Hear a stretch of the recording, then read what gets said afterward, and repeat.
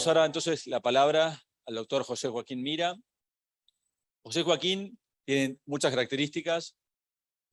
Una de ellas es que, bueno, él es actualmente profesor de la Universidad Miguel Hernández, allá en España. Y curiosamente, dentro de sus fenomenales méritos académicos, ha sido uno de los investigadores que más ha influido en la cultura de seguridad del paciente en España y en América Latina.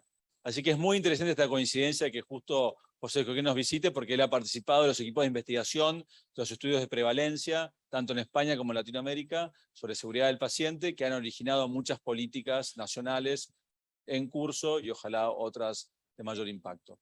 Así que bueno, José Joaquín, muchas gracias. Él, cuando nos propuso esta actividad, propuso dos temas que eran parte de su agenda de investigación, que está en la agenda, que son oportunos, que tienen que ver con seguridad del paciente y género, y también con no hacer, una circunstancia que empieza a tener, en un marco de tanta sobreutilización en el sistema de salud, riesgos concretos para los pacientes, así que nos pareció oportuno que él pueda también presentar sobre ese tema, y ya adelanto también la participación de uno de los referentes locales en esta iniciativa, que es el doctor Hugo Catalano, él es el jefe de Clínica Médica del Hospital Alemán de Buenos Aires, y también presidente en este momento, no es, perdón, no quiero matar al presidente, perdón. Es integrante de la Sociedad Argentina de Medicina General, así que bueno, que también es otra fuerte defensora de esta iniciativa. Bueno, acá está su presidente, que después lo vamos a saludar.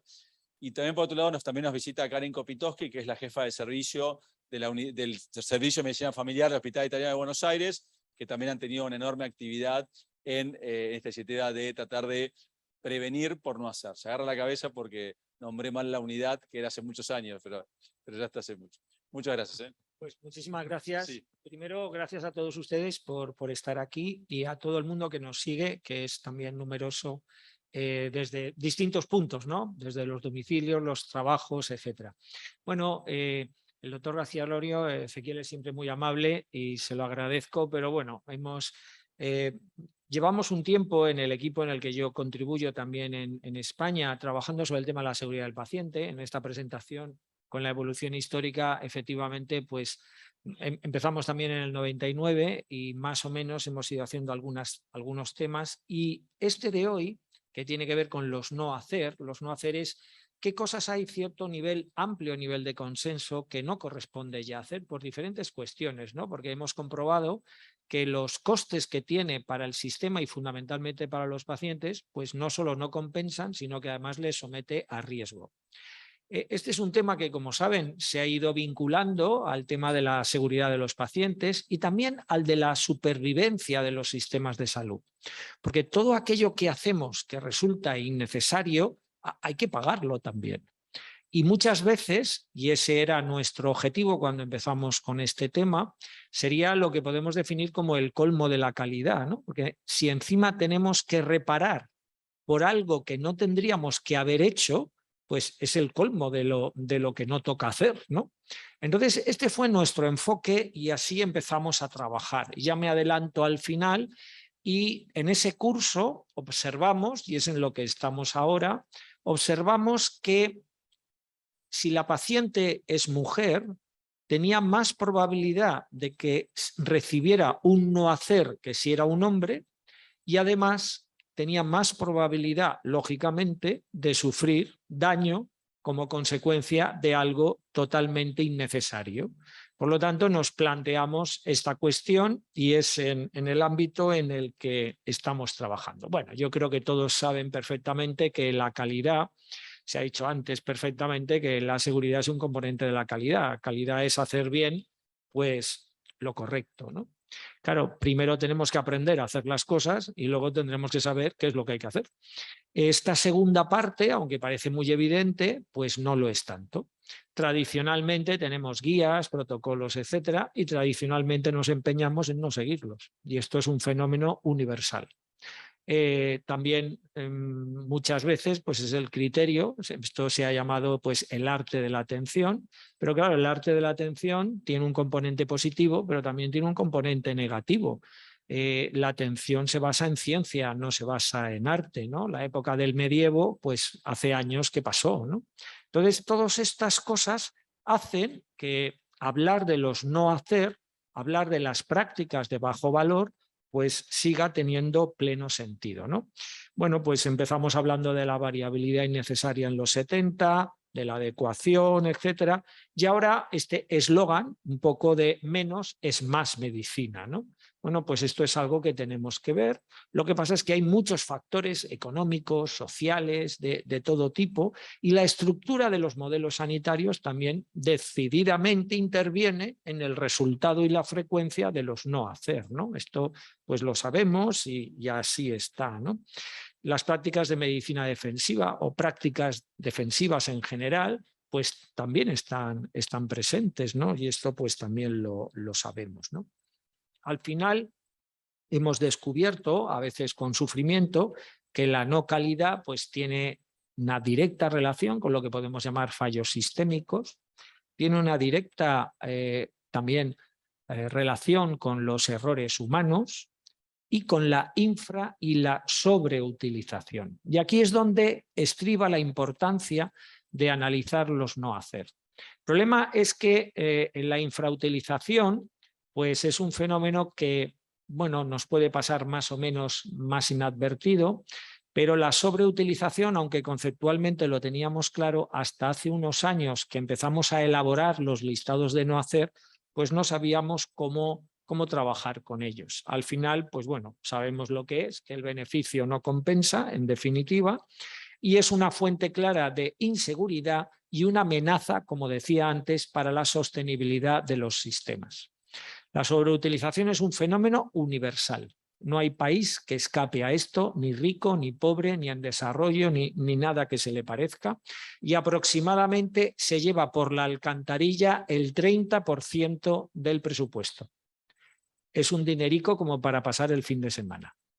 Entonces, hay que pensar que los sistemas de salud, obviamente, tienen que perseguir ese objetivo de eficiencia y ahí es donde nos encontramos, ¿no?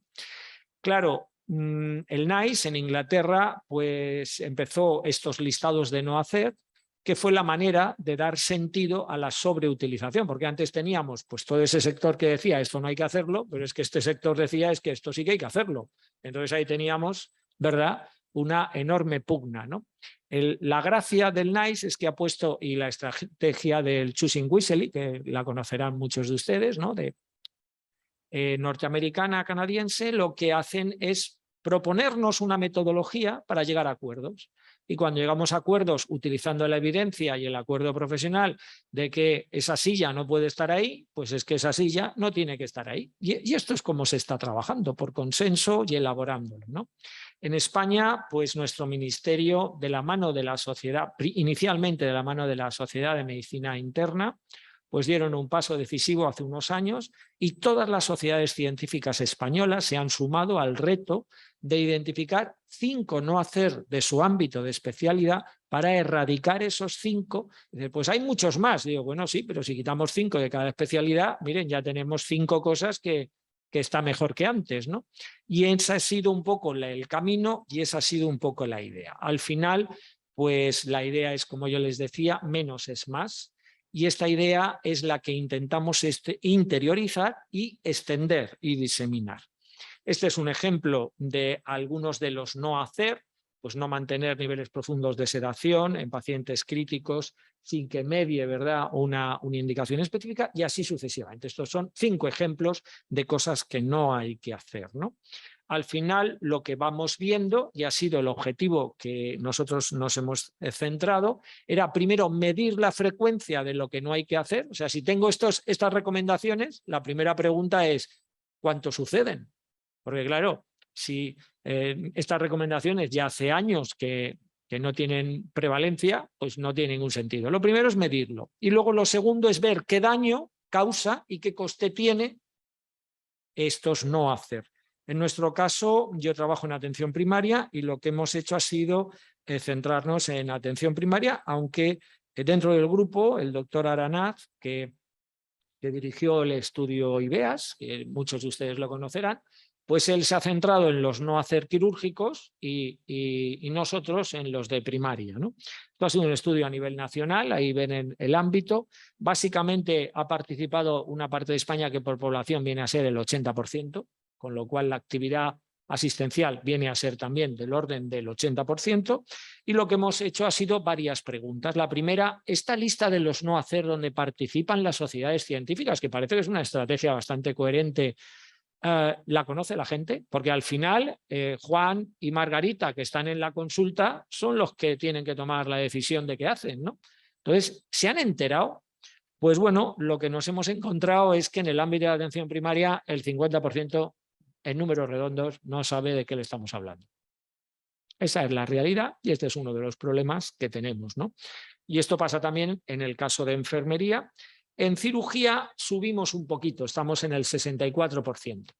Para que se hagan una idea, es decir, la estrategia no está mal, pero la publicidad asociada a la estrategia necesita mejorarse. Y lo que hicimos fue un examen. Ustedes se acordarán de su época de facultad, pues hicimos un examen. Tengo unos no hacer, pues voy a extraer preguntas de examen y a colegas se las voy a preguntar. Entonces teníamos casos que eran situaciones para decir, o hago esto, usted en este caso, ¿qué haría? Bueno, pues en este caso nos encontramos que los médicos de familia estarían aprobando un 70%, tenemos un 30% de suspensos. No está mal, en algo que no hay que hacer, sino que no hay que hacer, 30% suspenden.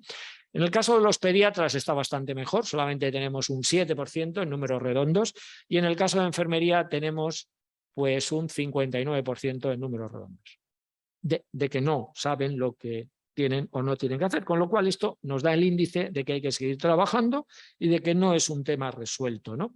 Al final sí que hemos visto que aquellas personas que nos decían antes que conocían la estrategia son las que mejores resultados tienen, lo cual quiere decir que el camino es el adecuado, pero la fuerza tiene que ser diferente.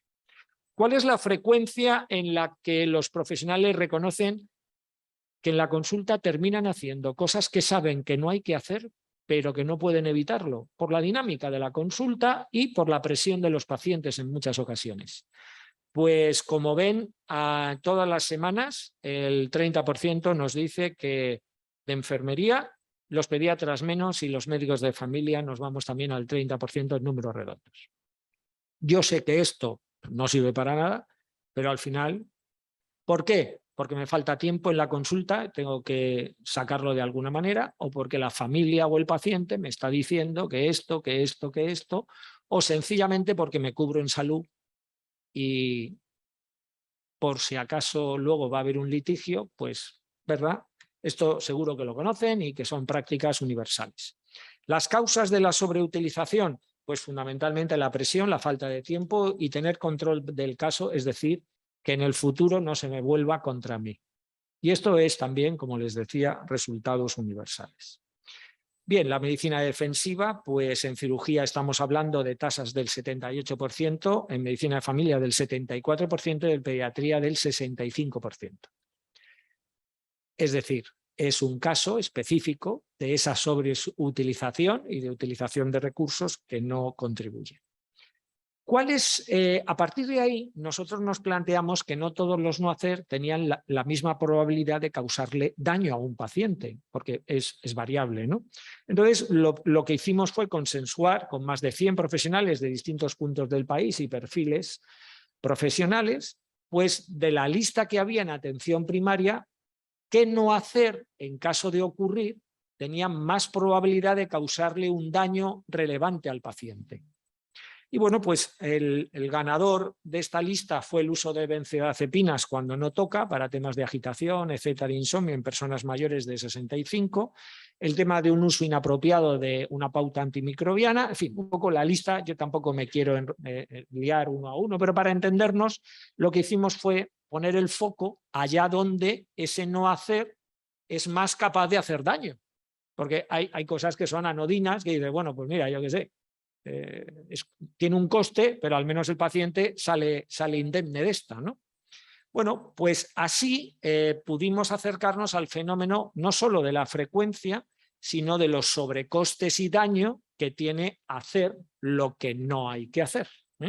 Esta sería un poco la idea. Entonces, en frecuencia, pues ganan las pautas antimicrobianas cuando no toca, en un 61%, presentes cuando no tocaría.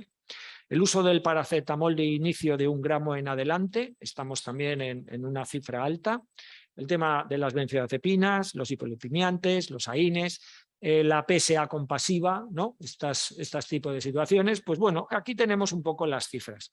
Y esto en millones de euros, que pueden ustedes traducir, pues el coste de las consultas nos vamos básicamente por año a unos 2.000 millones y en términos de la factura farmacéutica nos vamos a 10.000 millones de euros. Como ven, la cantidad da un poquito de sí. Es como para mirarlo. Entonces, esta es un poco la realidad con la que nos encontrábamos y a partir de ahí, pues vimos, bueno, esto lo hemos difundido, etcétera. Y entonces, como yo les decía, aterrizamos en la situación de qué pasa con los hombres y con las mujeres. Bueno, el estudio no estaba diseñado para esto, pero nos llamó poderosamente la atención de que las mujeres, como pacientes, y daba igual que el profesional fuera hombre o mujer, se llevaban a casa algo que no hacían ninguna falta que se llevaran.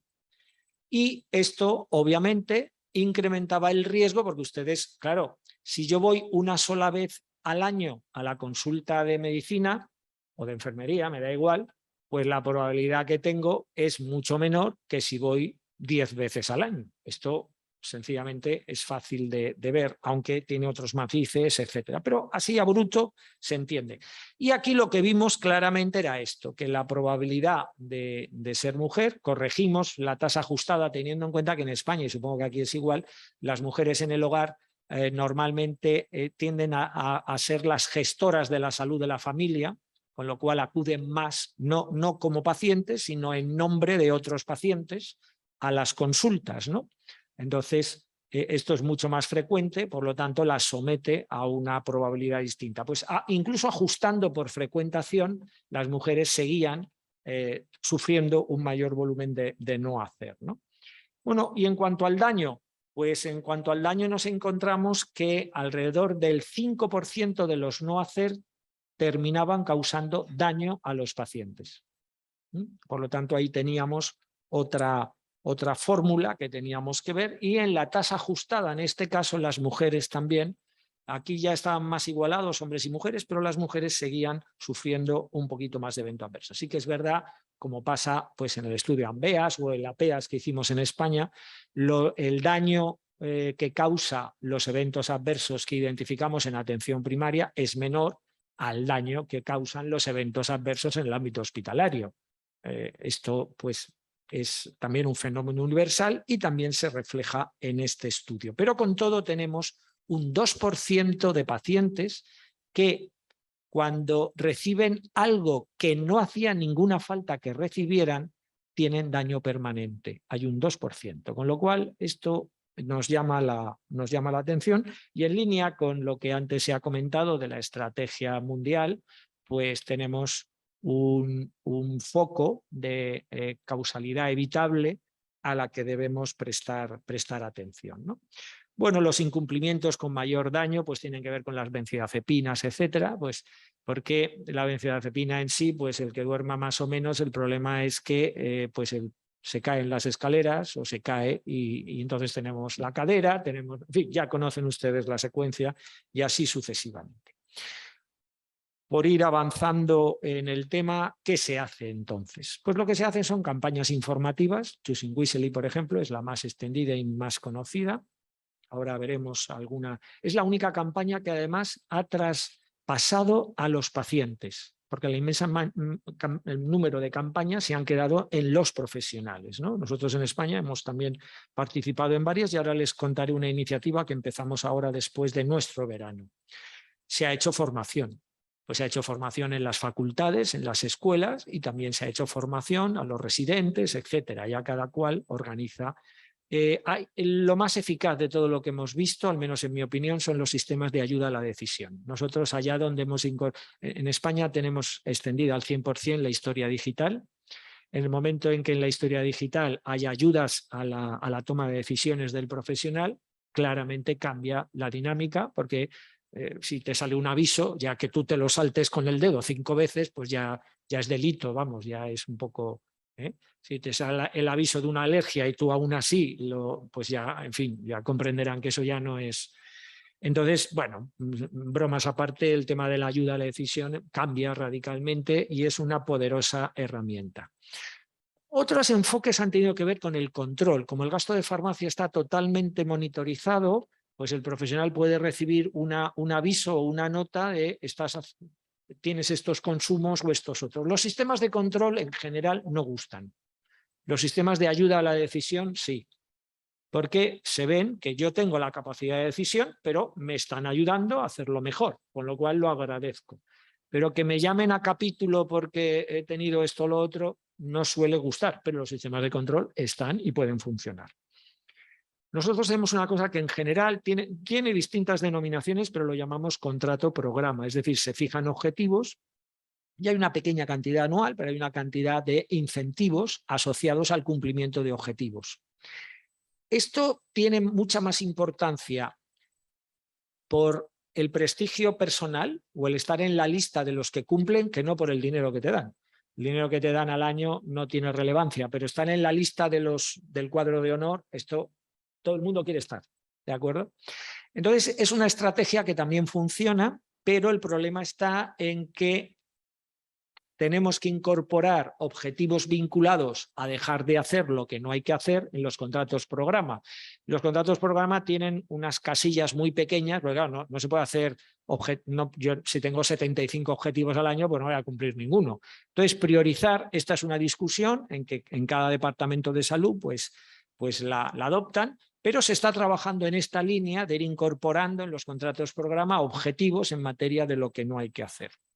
Y luego la que sí que funciona es implicar a los profesionales en la toma de decisiones, ¿no? Cuando tú tienes una comisión que los propios profesionales en un área de salud están decidiendo sobre qué no hacer, vamos a trabajar en el 22 o en el 23 o cómo planteamos esto o aquello, pues normalmente suele tener las estrategias que son bottom-up, pues suelen tener mucha más capacidad de acción y de cambio del comportamiento que las que son más inquisidoras, no inquisidoras. Bueno, aquí tienen pequeños ejemplos de las estrategias que se han ido haciendo, el compromiso de la estrategia nacional, de las sociedades científicas con recomendaciones que se van actualizando sobre lo que hay que dejar de hacer y así sucesivamente. Tienen de nuestro grupo que tiene su sede en Zaragoza de Guía Salud, que son los que están prestando apoyo a la estrategia nacional del Ministerio, pues una página web con toda la información actualizada acerca de los consensos sobre lo que no hay que hacer y así sucesivamente. La pregunta clara es, en cualquier institución en la que ustedes están trabajando, y ahora seguro que seguimos hablando de esto, pues la primera es identificamos nuestras prácticas de bajo valor. Esto es la primera cuestión. Pero esto es lo que ayuda. Me da igual que estén en derma, que estén en onco o que estén en primaria o que estén en donde estén, en salud mental o en lo que fuera. ¿Cuáles son sus prácticas de bajo valor que todavía están presentes? Porque al final manda mucho más la tradición y la costumbre que no las guías de práctica, ¿no?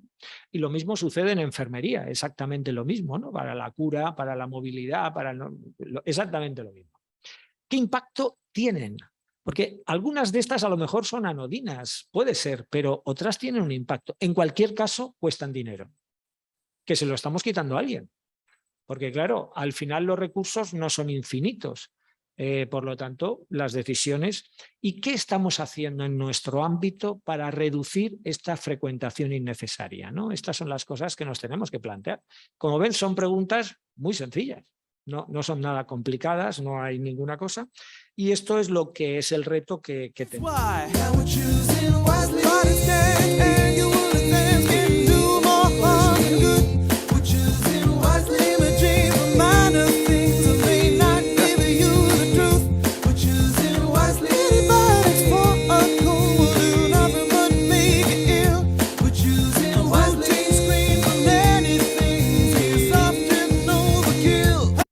Ya han visto el tono. Esta es la campaña de Choosing Wisely, Canadá, Estados Unidos, más Estados Unidos que Canadá, implicando e intentando llegar a los pacientes.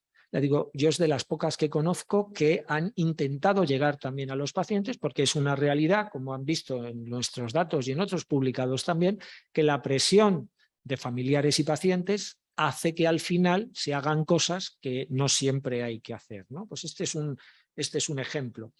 Y ya en nuestro grupo, ahora tenemos organizado en noviembre un foro específicamente para debatir sobre el tema de qué factores culturales, sociales, tradicionales, hacen que estas diferencias sean atribuibles a cuestiones de género, ¿no? El que la mujer sufra más evento adverso y más prácticas de no hacer, ¿no? Y esto es el intento en el que estamos. Y a la izquierda tienen una iniciativa que ponemos en marcha después del verano, que es que juntamos, pues, nuestra idea, la gamificación, pues es una estrategia que con las apps y todo esto funciona, ¿no? Y es una especie de, bueno, pues hemos hecho un pequeño juego, ahora les cuento, pensando fundamentalmente en los residentes de todas las especialidades, de tal manera que es un juego en el que te van apareciendo casos y preguntas, los vas contestando y si aciertas, pues vas ganando medallitas virtuales y al final hay un ranking de ganadores, ¿no? Cada cual elige la especialidad que quiere, o yo que estoy en una especialidad,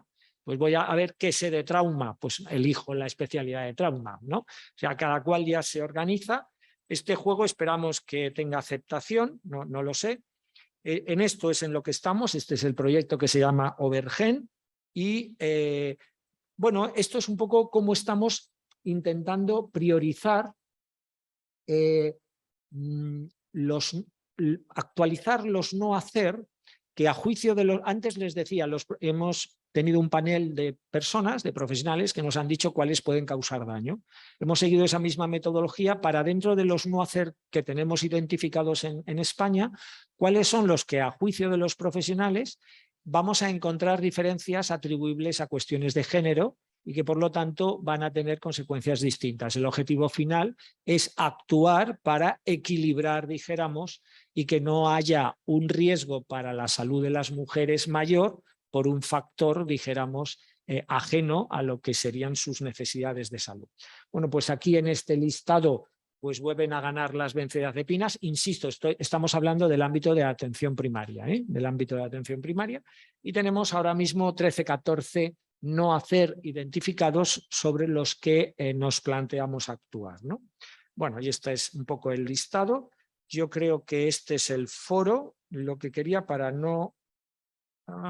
aquí hemos tenido en algún sitio, hemos perdido una...